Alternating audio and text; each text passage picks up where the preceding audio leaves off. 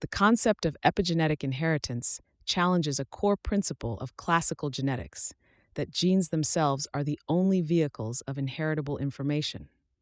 Epigenetics, a term coined in the 1940s, involves the study of biological mechanisms that will switch genes on and off without altering the underlying DNA sequence. These changes can affect how cells read genes and can have significant effects on the phenotype, or observable characteristics, of an organism. Epigenetic changes are influenced by several factors, including age, environment, lifestyle, and disease state. For example, exposure to pollutants, diet, stress, and physical activity can all lead to epigenetic changes. Some of the most common epigenetic processes include DNA methylation, histone modification, and non-coding RNA, ncRNA associated gene silencing. DNA methylation involves adding a methyl group to DNA, typically at cytosine bases that are followed by a guanine, a pairing called a CpG site. This can suppress the expression of a gene without changing the sequence itself. Histone modification is another epigenetic mechanism that alters gene expression. Histones are proteins that DNA wraps around in the cell nucleus. Chemical modifications to these histones can result in the DNA being either more tightly or loosely wrapped, which affects the accessibility of the genetic information for transcription. Non-coding RNAs, such as microRNAs, do not code for proteins, but can regulate the activity of other genes and their expressions. The intriguing aspect of epigenetic changes is that some of them can be heritable, which means they can be passed down from one generation to the next. This is referred to as epigenetic inheritance. It indicates that the environment and behaviors of parents, and potentially even grandparents, can influence the health and characteristics of offspring through these pattern changes in gene expression.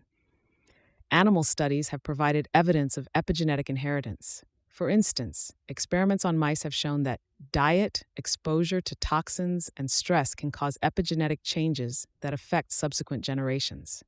However, transferring these findings to humans is complex, and the extent to which epigenetic modifications are truly inheritable in humans is still an area of active investigation.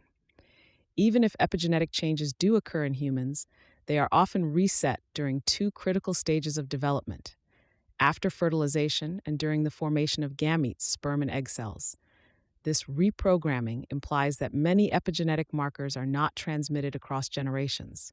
However, not all epigenetic markers are erased, and some can remain, potentially influencing the development and health of the offspring.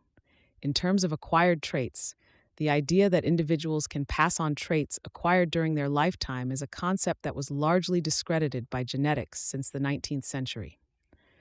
Classical genetics suggests that only changes to the DNA sequence, mutations, can be passed on to offspring.